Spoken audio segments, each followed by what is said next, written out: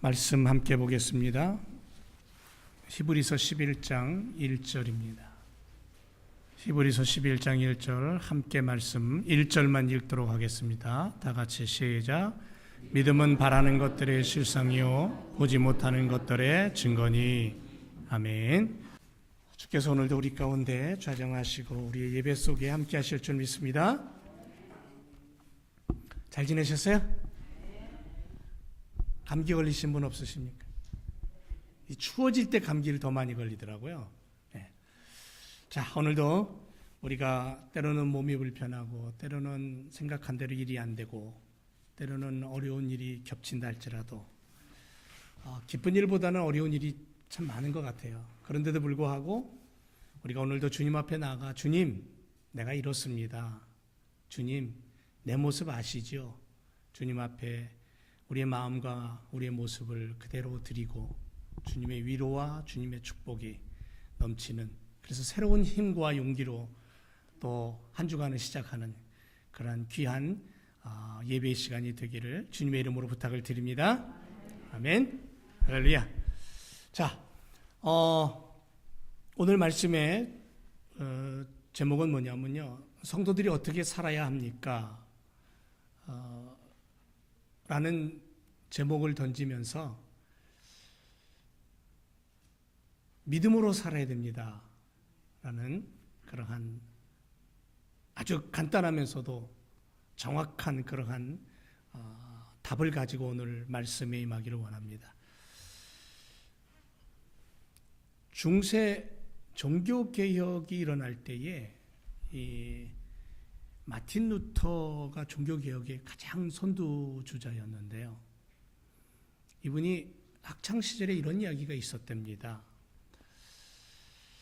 독일 학생들이 공부를 하면서 학비를 벌기 위해서 뭘 했냐 하면 파타임으로 노래를 부르는 일을 했대요.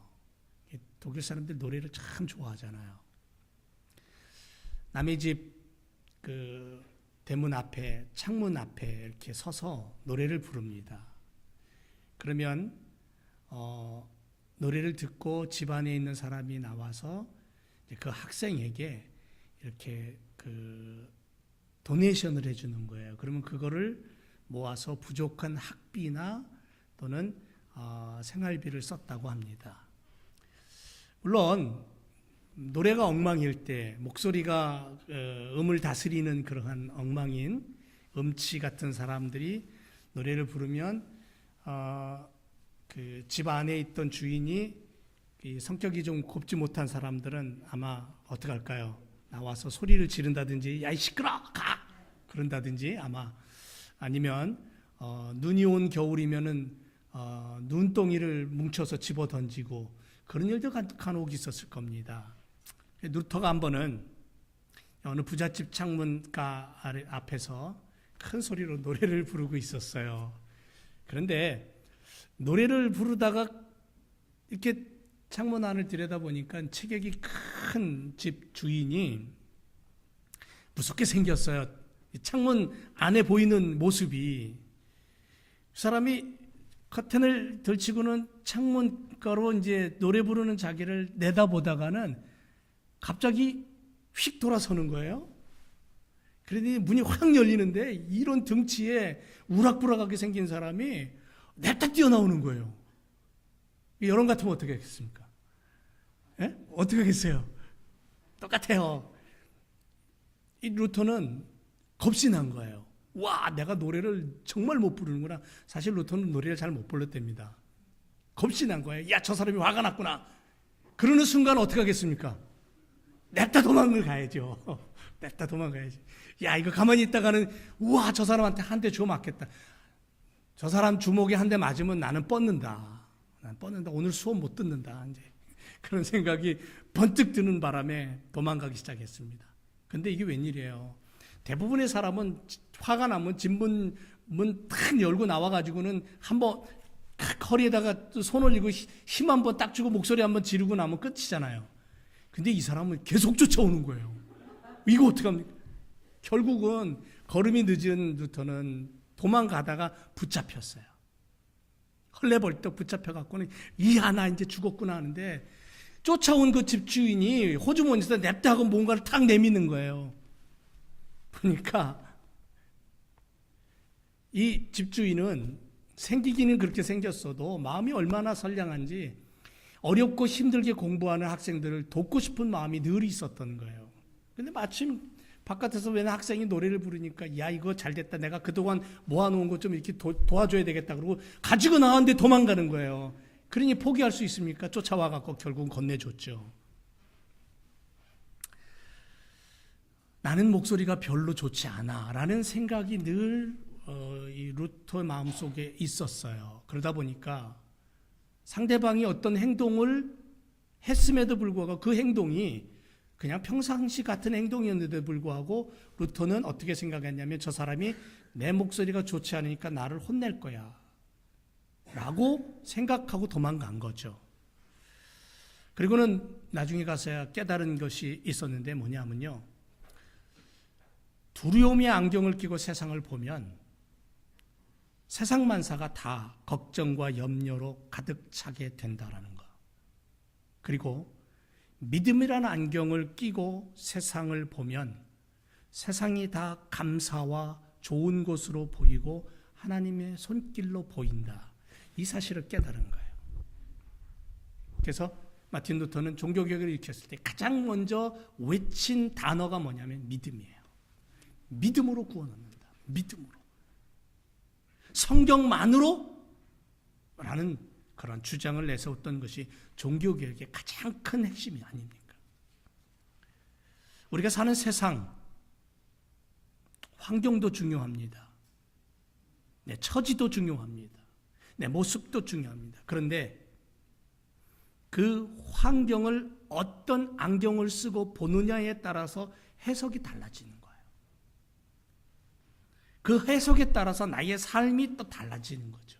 내 행동이 달라지는 거예요. 그럼 언젠가 제가 이런 이야기를 했습니다. 미국의 한 신발 회사에서 아프리카 나이지리아에 2명의 사원을 파견을 했어요. 가서 시장 조사를 좀 해라. 그랬더니 한 사원은 보고하기를, 사장님, 이곳은 모든 사람이 신발을 한 사람도 신지 않고 다닙니다. 그래서 불가능합니다. 그런데 다른 한 사원은 사장에게 보고하기를, 이곳은 아직 아무도 신발을 신고 다니지 않기 때문에 판매가 무한 가능합니다. 앞에 사람은 불가능합니다라고 전문을 보냈고 뒤에 사람은 무진장합니다라고 전문을 보냈어요. 그런데 놀라운 것은 불가능하다고 생각했던 사원은 평생 말단 사원으로 그 회사에서 근무했고, 무진장 가능합니다라고 얘기했던 사람은 나중에 그 신발 회사의 사장이 됐대요. 뭔 얘기를 하는 겁니까? 여러분, 능력의 차이가 아니에요. 능력의 차이가 아니라 가치관의 차이라는 거죠. 내가 성경책을 들고 교회 문을 들어가고 나가는 그것이 문제가 아니라 나는 과연 오늘 하나님 앞에서 어떤 모습으로, 어떤 마음으로, 어떤 안경을 끼고 하나님을 바라보고 그 하나님의 음성을 듣고 내가 이 땅을 살아갈 것이냐, 이게 더 중요하다는 거예요. 여러분, 한 해가 저물어간 시점입니다. 지난주 우리는 추수감사 예배를 드렸어요. 하나님의 이름을 높였습니다. 찬양했습니다. 한 해를 지켜주신 하나님께 감사하며 이제 한 해를 마무리 짓겠습니다. 그리고 이제 성탄을 준비해요. 성탄의 축복이 우리 가운데 와요. 그렇게 한 해를 마무리 지으면서 하나님, 이 한 해도 승리했습니다. 감사합니다. 여기까지 도우셨습니다. 그렇게 우리는 하나님 앞에 기도하고 고백할 겁니다. 물론 순간순간 어려움도 있었고 순간순간 아쉬움도 있었을 거예요. 하지만 그럼에도 불구하고 하나님, 내가 오늘 여기 있습니다. 내가 오늘 여기서 내가 내 숨을 쉬며 하나님 호흡하며 하나님 앞에 감사하며 예배합니다. 그렇게 하나님 앞에 나와서 고백할 거예요. 아니, 믿음이 있든 없든 예배당에 나오면 적어도 기본적인 그 생각은 들어갈 거예요. 그게 뭐냐면 믿음이에요. 믿음의 사람은 100가지가 불가능한 상황에서도 한 가지 가능성 때문에 모든 것을 이루어 주신 양, 모든 것이 다 이루어진 것처럼 감사와 기쁨과 소망으로 달려간대요. 하지만 믿음이 없는 사람은 99가지의 준비된 가능성이 있음에도 불구하고 한 가지 때문에 절망한대요. 한 가지 때문에 낭망하고 불평하고 불만하고 좌절한답니다. 여러분, 우리는 어떤 부류에 속해 있는 믿음의 사람입니까? 오늘 믿음에 대한 이야기를 합니다. 믿음이 뭡니까? 믿음. 제가 앞으로 믿음에 대한 이야기를 좀 자주 하려고 합니다. 이 시대에 21세기 2018년이 저물어가고 19년이 시작되는 이 시대에 과연 믿음의 사람을 얼마나 만나볼 수 있을까? 믿음이 뭐예요?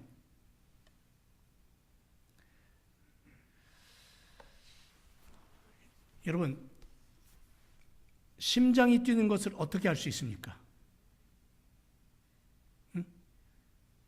심장이 뛰는 거 어떻게 알 수 있어요? 귀를 대봐야 됩니까? 이렇게 손을 대봐야 됩니까? 심장이 뛰는 거 어떻게 알 수 있죠? 간단합니다.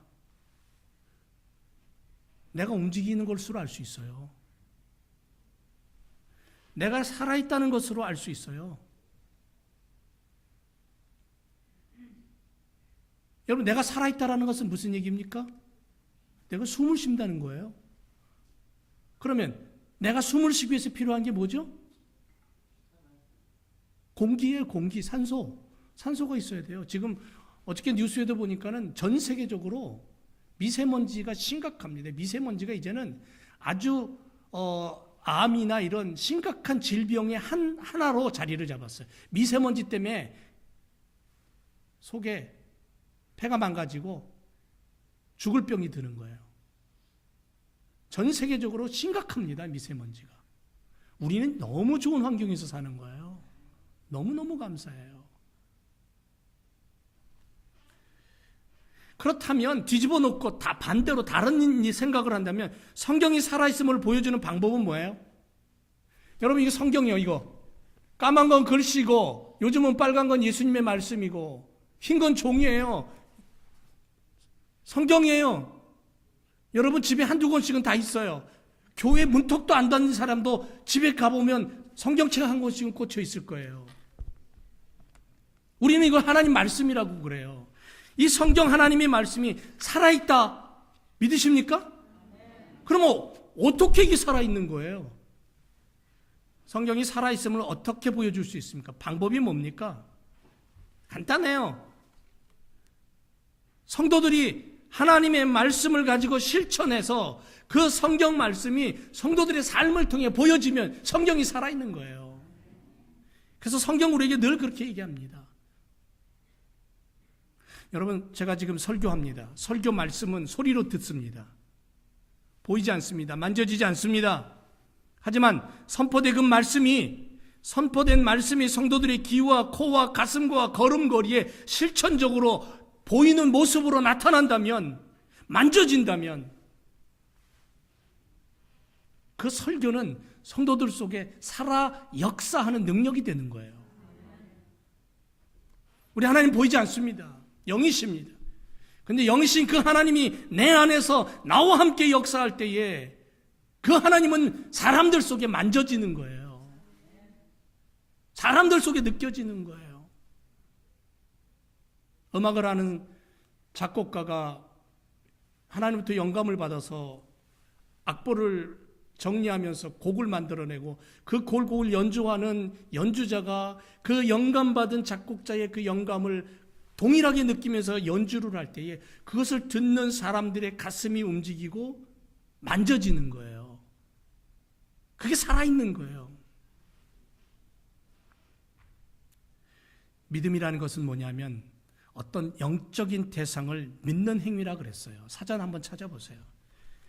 근데 히브리어에서 믿는다라는 단어를 찾아보니까 바타흐하고 아만이라는 두 단어로 쓰여 있어요. 바타흐라는 단어는 우리말로 해석하면 신뢰한다, 믿는다라는 뜻이에요. 무슨 의미냐면 하나님에 대한 믿음과 관계에 가장 보편적으로 쓰는 단어가 이 바타라는 단어인데, 신뢰한다, 믿는다라는 거예요. 아람어에서 이 말은 사람이 자신을 내맡기기 위해서 그 얼굴을 숙이는 거예요. 자신을 맡겨버리기 위해서 자신의 얼굴을 숙인다. 그래서 히브리 사람들은 하나님 앞에 나올 때 자기의 얼굴과 몸을 숙였어요. 사람이 의지할 대상에게 숭배하는 것이 믿음이에요. 그래서 믿음을 가졌다는 것은 예배할 대상자를 갖고 있다는 거예요. 예배자를 갖고 있다는 거예요. 이사야 12장 2절에 보라, 하나님은 나의 구원이시라. 내가 의뢰하고 두려움이 없으리니 주 여호와는 나의 힘이시고 나의 노래시고 나의 구원이시다라고 그렇게 고백합니다. 이 말씀에서 의뢰하고라는 단어를 뭐로 썼냐면 원어에 가보니까 바타흐 이렇게 썼어요. 믿음이라는 거예요. 믿음은 곧 뭐냐면 신뢰고, 믿음은 곧 뭐냐면 의지라는 거예요. 참된 믿음 속에는 완전한 신뢰, 전적인 의지가 담겨 있다라는 거예요. 나는 믿습니다. 나는 하나님 믿습니다. 나는 십자가 예수님 믿습니다라는 건 무슨 얘기냐면 나는 그분을 향해서 전적으로 신뢰한다. 그분을 신뢰한다라는 거예요. 그분을 전적으로 의지한다라는 거예요. 대부분이 남녀가 만나서 결혼할 때에 많은 부분에 있어서 서로가 서로를 의지한다라는 의미가 담겨 있어요. 그래서 결혼을 하고 가정을 꾸려나가요. 그런데 그 의지라는 부분이 깨어지고 신뢰라는 부분이 깨어지니까 결국은 갈라서는 거잖아요. 다른 거 아니에요? 성격 차이? 아니에요. 성격 차이가 결국은 깊이 들어가면 믿음이 없다라는 거예요. 믿지 못한다라는 거죠. 아만이란 단어는 어떤 뜻이냐면요, 바타흐보다, 바타흐가 동사인데 이 동사 믿고 있다, 믿다라는 것보다도 더 깊이 들어가는 단어예요. 더 확실한, 확신을 얘기하는 거예요. 믿긴 믿되 완전히 자신감 있게 붙드는 상태를 말하는 거예요. 그래서 바지끄렁이 붙든다 그러죠. 나는 당신 없으면 안 됩니다라고 바지끄렁이 붙들듯이 완전하게 붙드는 거예요. 이게 아만이라는 단어 속에 있어요. 출애굽한 이스라엘 백성들이 광야에 들어왔습니다. 그 이스라엘 공동체가 광야 생활을 하면서 모두가 다 흙이 되어 버렸어요. 다 죽었어요. 여호수아, 갈렙만 하나님의 약속의 땅인 가나안 땅을 밟아요. 모세도 비스가 산에서 죽어요. 다 죽어요. 20세 밑으로 출애굽할 때의 청년들, 어린아이들은 하나님이 안 죽이셔요. 장년들, 자기의 의지를 가지고 주장을 피고 하나님을 고백할 수 있는 사람들 다 죽어요. 왜 그런 줄 아세요? 하나님이 마련해 놓으신 옥토, 가나안 땅 분명히 들어갈 수 있었어요. 분명히 하나님 보여주셨어요. 그런데 확고한 믿음, 하나님에 대한 전적인 신뢰 없었어요. 그래서 다 죽어요. 성경에는 장정만 60만이 출애굽했다 그랬어요. 어린아이, 노인, 여자들 다 치면요, 셀 수 없는 숫자지만 다 죽어요. 왜? 하나님은 분명히 보여주셨고 그 약속을 분명하게 그들의 눈으로 확인시켜 주셨음에도 불구하고 그들은 하나님을 신뢰하지 못했어요. 믿음이 없었다라는 거예요. 이미 약속된 결과를 손에 움켜쥐고 있었지만 그 결과를 자기 스스로 인정하려 들지 않았고 자기 소유로 만들지를 못했다라는 거죠. 그 방면에 아브라함은 어떻습니까? 아브라함은 본토 친척 아비집을 떠나고 들려오는 그 하나님의 음성 앞에 그는 전적으로 믿고 그 음성을 쫓아갔고요. 내 아들 독자 이삭을 바쳐라 했을 때 그는 그 하나님을 전적으로 믿고 바쳤어요. 그리고 그는 결국 믿음의 조상이 됐죠. 노아는 어떻습니까? 주위 사람들의 비난, 비판에도 불구하고 그는 120년 동안 높은 산에다가 방주를 만들어요. 여러분 한번 생각해 보세요. 120년의 시간이에요. 수천 번 마음이 흔들렸을 거예요. 그런데도 그는 하나님을 향한 전적인 믿음을 가지고 있었어요. 철저한 신뢰죠. 하늘에서 물이 떨어진다? 노아 당시에 하늘에서 물방울이 떨어진다는 건 상상할 수 없는 이야기예요. 땅에서 솟아났어요. 그랬던 시대에 하늘에서 물방울이 떨어진다? 그것도 한두 방울도 아니고 이 세상을 멸망시킬 만한 엄청난 양의 물이 떨어진다? 이해가 안 되는 거예요. 근데 노아는 그걸 믿었어요. 이게 믿음이에요. 왜? 그 하나님을 전적으로 신뢰하고 의지하고 붙잡았기 때문에. 그래서 그의 아내와 세 자녀 며느리들을 통해서 노아의 그 철저한 믿음으로 말미암아 새로운 인생들이 시작이 되잖아요. 노아 한 사람으로 말미암아 가정이 똘똘 뭉쳤고 그 한 사람 노아를 통해 하나님의 새로운 창조물이 되는 노아 한 사람으로 하여금 그의 후손으로 하여금 하나님의 공동체가 새롭게 시작되는 그것을 통해서요 하나님마저도 바뀌어요. 하나님의 마음이 움직였다는 거죠.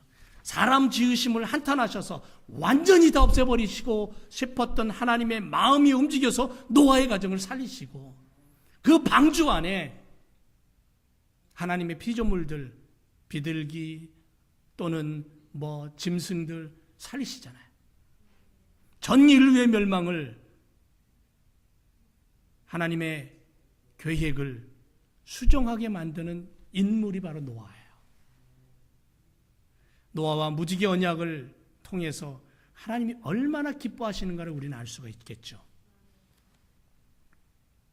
여러분, 변화를 일으키는 데 나이가 문제되지 않습니다. 노아가 방주에 들어갈 때 나이가 600살이었대요.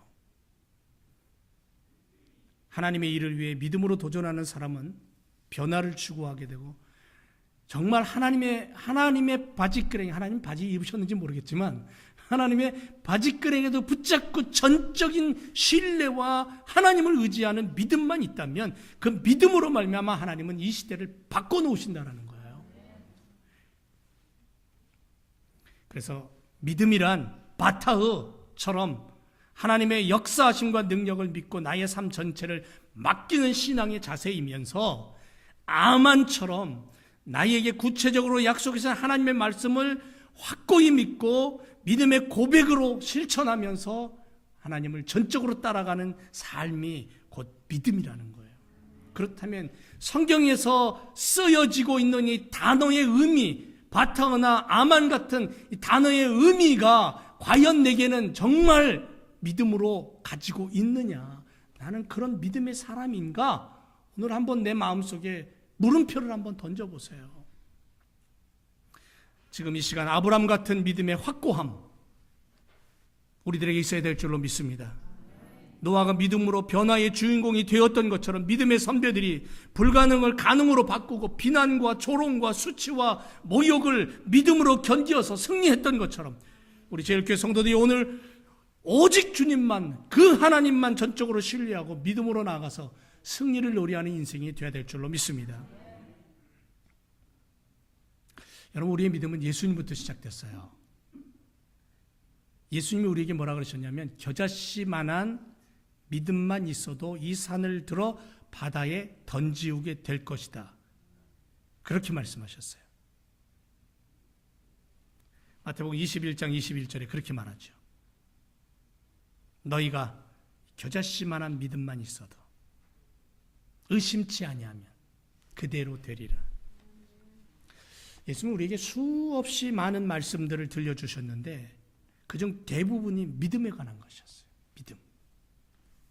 내 믿음이 너를 구원했다. 믿음이 없고 패역한 세대요. 믿음이 없으면 세상을 이길 수 없다. 믿음이 없으면 이러한 표적을 볼 수 없다. 예수님이 제자들에게도 수없이 믿음에 대한 이야기를 들려주셨어요. 여러분, 로마의 채찍은 120cm랍니다. 채찍이. 그 채찍을 가만히 살펴보면 가죽으로 꼬아서 만들었고 박달나무를 매달았고 끈으로 다시 매달아서 손에 감도록 되어 있었고요. 마디마디 짐승의 뼈 조각을 꽂아서 끝에는 주렁주렁 매달은 엄지손톱만한 납을 또한 매달았고요.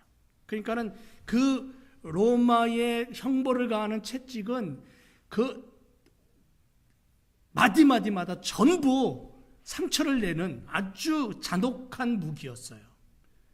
그래서 그걸 돌리면 무시무시한 소름 끼치는 소리가 들렸다고 합니다. 이 채찍으로 사람을 39대의 매를 때리는 것이 기본이래요. 40대를 때리면 죽어버리기 때문에, 죽을지 모르기 때문에, 그래서 죽음 일보 직전까지 때리는 것이 로마의 형벌이랍니다. 예수님은 이 태형으로 인해서 목 밑으로 종아리까지 살이 전부 다 떨어져 나가서 흐물흐물했대요. 온몸이 벌겋게 피투성이었대요. 머리에는 가시면류관을 눌렀었죠. 그 가시가 얼마나 단단했으면 뼈를 뚫고 들어가서 피가 온 얼굴을 범벅이 만들었습니다. 그 상처로 인해 죽을 만큼 통증과 고통과 쓰라림을 느꼈어요. 아픔을 느꼈어요. 이사야는 그 모습을 53장 5절에서 이렇게 얘기합니다. 그가 채찍에 맞음으로 우리가 나음을 입었다라고 그렇게 표현합니다. 여러분, 미국의 톰슨 그 박사는, 고고학 연구하는 사람은 예수님의 몸에 박힌 못을 연구했는데요. 육각형에 다듬어지지 않은 아주 못생긴 못이었지만 들면 묵직하고 박으면 뼈라도 뚫고 들어갈 수 있는 강력한 못이었고, 그 못이 예수님의 손과 발에 박혔다라고 그렇게 연구 결과를 발표했어요. 이사야 53장 5절에는 그가 찔림은 우리의 허물을 인하기고 그가 상함은 우리의 죄악을 인함이다라고 분명하게 이사야는 우리에게 예수님의 모습을 미리 예언하고 있어요. 예수님의 십자가 고난을 묘사한 그림들을 우리 많이 보죠. 십자가 목걸이도 달고 다니고요. 예수님께서 하반신에 천을 두르고 계신 것을 보게 됩니다. 그런데 로마의 실질적인 십자가 형벌을 보면요, 의도가 뭐냐면 창피와 수치를 주기 위한 형벌이에요. 그렇기 때문에 천으로 뭔가를 가렸다? 아닙니다. 완전히 발가벗깁니다. 하나님의 외아들이었어요. 그분이 인간의 몸을 입고 이 땅에 오셨어요. 왜? 우리의 죄를 용서하기 위해서, 하나님의 진노, 하나님의 막힌 담을 뚫어주시기 위해서, 연결하기 위해서, 우리에게 천국을 주시기 위해서, 하나님 자녀로 삼으시기 위해서. 그래서 우리는 예수 그리스도를 믿으면 양자되는 거잖아요. 하나님의 자녀가 되는 축복과 죄사함의 축복을 얻는 거잖아요. 바로 그분이 이 땅에 오셔서 십자가에 죽으실 때 어떻게 했냐면, 하나님이 심했어서 그분은 창피를 다 당한 거예요. 부끄러움을 다 드러내신 거예요. 여인이 바라보고 있어요. 제자들이 바라보고 있어요. 수많은 로마 군인들과 사람들이 조롱하고 있어요. 우주 만물을 만드신 하나님이 만유의 왕 되신 예수 그리스도, 그분이 발가벗김을 당하셨다라는 거예요. 왜? 우리에게 믿음을 주시기 위해서, 우리에게 하늘나라라는 그 소망을 주시기 위해서. 여러분, 예수 믿다가 창피당한 적 있으십니까? 예수 믿다가 수치당한 적 있으십니까? 아니면 예수 믿다가 벌거벗김을 당한 적은 있습니까? 예수님의 무거운 십자가를 대신 지겠다고 말할 수는 있을지 모르지만, 수많은 사람들이 얼마나 진정으로 예수 그리스도를 믿고 의지하며 그분 앞에 서 있느냐는 거예요.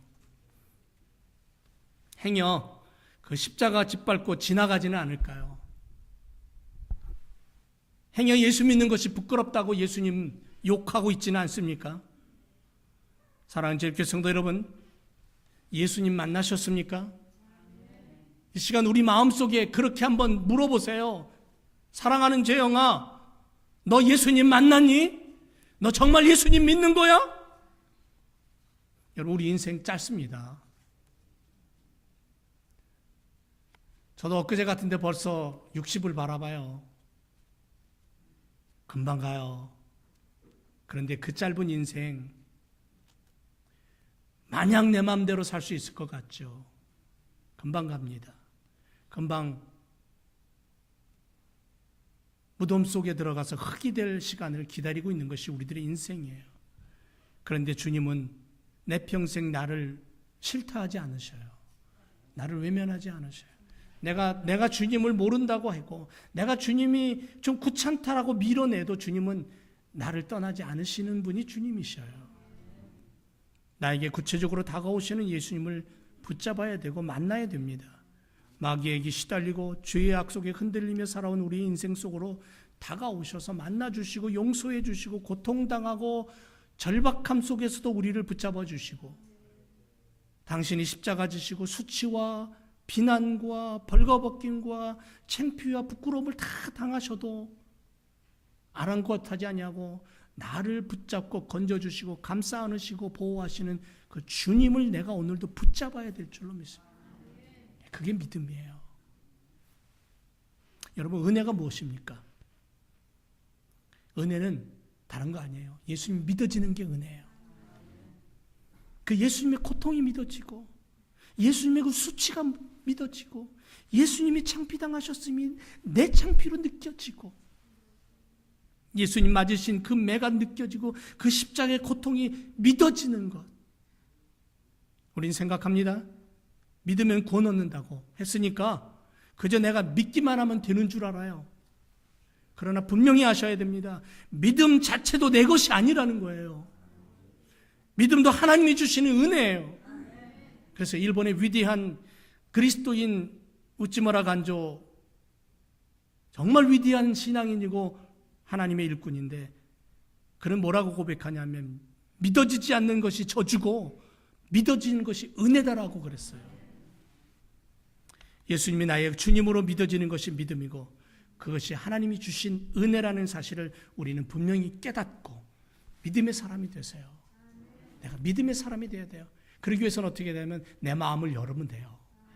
내 마음만 열면 오셔서 내게 믿음 주시는 분 주님이시고 은혜 주시는 분 우리 하나님이신 줄 믿습니다. 2222 세계 비전을 우리가 성취하자라고 외치면서 우리 그동안 달려왔죠. 그리고 이제 그 목표가 2년 남았어요. 10년의 목표를 세우고 달려왔습니다. 그래서 2020년까지 성경이 움직이는 교회가 되고 예수 그리스도를 증거하는 교회가 되고 살아 움직이는 그러한 교회가 되어서 선교사 가정을 파송하고 전도하고 하나님의 나라를 세우겠다고 우리가 달려오고 꿈을 가졌는데요. 이제 얼마 남지 않았습니다. 얼만큼 성취되고 이루어질지 모르겠습니다.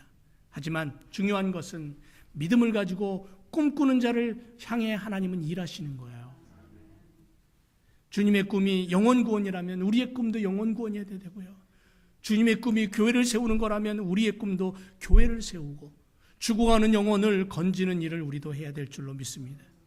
여러분, 풍랑을 만날 때가 있고 허리케인이 우리를 밀어칠 때도 있습니다. 그래도 주님과 함께라면 우리의 꿈은 사라지지 않을 줄로 믿습니다. 제일교회가 주님과 함께 이 꿈을 위해 믿음의 걸음을 계속 옮겨놓는 그러한 교회와 성도들이 되시기를 주님의 이름으로 축원을 드립니다. 그렇다면 가장 필요한 게 뭐예요? 가장 필요한 건 다른 거 다 필요 없습니다. 아니요, 많은 거 필요해요. 물질도 필요하고 건강도 필요하고 교회 성도들이 마음이 갈라져서는 안 돼요. 한 마음이 돼야 되고 어떻게 하든지 영혼을 사랑해야 되고 어떻게 하든지 전도를 해야 돼요. 근데 그 모든 것들을 통틀어서 가장 먼저 우선순위에 있어야 될 게 뭐냐면 믿음이라는 거예요. 믿음. 믿음이 있으면 불가능도 가능하고 믿음의 사람들이 믿음으로 살아갈 때 하나님의 영광이 드러나고 그리고 우리에게 보여지는 거예요. 믿음으로 말미암아 보여지는 거예요. 히브리서 11장 믿음장이라 그러잖아요. 히브리서 11장에는 뭐라고 얘기하냐면 믿음의 사람들을 향하여서 세상은 감당치 못한다라고 얘기했어요. 믿음의 사람들은 어떤 사람들이냐? 세상이 감당치 못하는 사람들이다라고 그렇게 고백을 하고 있습니다. 사랑하는 제일교회 성도 여러분, 우리가 믿음으로 나아가기를 원합니다. 믿음의 사람이 되세요. 믿음이란 것으로 우리가 춤추는 인생이 되고 믿음의 열매를 맺어서 하나님이 기뻐하시고 그 믿음을 보여줌으로 말미암아 하나님의 존귀와 영광이 드러나는 믿음의 사람, 믿음의 교회, 믿음의 가정, 믿음의 남편이 되고 믿음의 아내가 되고 믿음의 자녀들이 되어서 믿음을 가지고 꿈꾸는 젊은이가 되어서 하나님의 영광이 드러나는 그러한 하나님의 아들과 딸, 자녀들로 오늘도 우리가 달려가야 될 줄로 믿습니다. 기도하겠습니다. 주님 감사합니다. 믿음을 주옵소서. 우리의 믿음 없음을 용서하여 주옵소서. 믿음의 사람이 되기를 원합니다.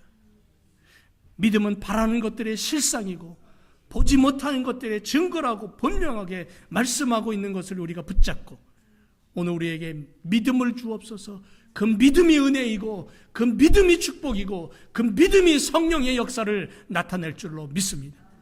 사랑하는 제일교회 성도들, 이 자리에 앉아있는 하나님의 자녀들 가슴 속에 이 시간 성령이여 불을 넣어주셔서 믿음이 불을 넣어주셔서 능력이 불을 넣어주셔서 하나님의 자녀로 온전히 달려갈 수 있는 인생이 되게 해 주옵소서. 감사드리며 예수님 이름으로 기도드립니다. 아멘.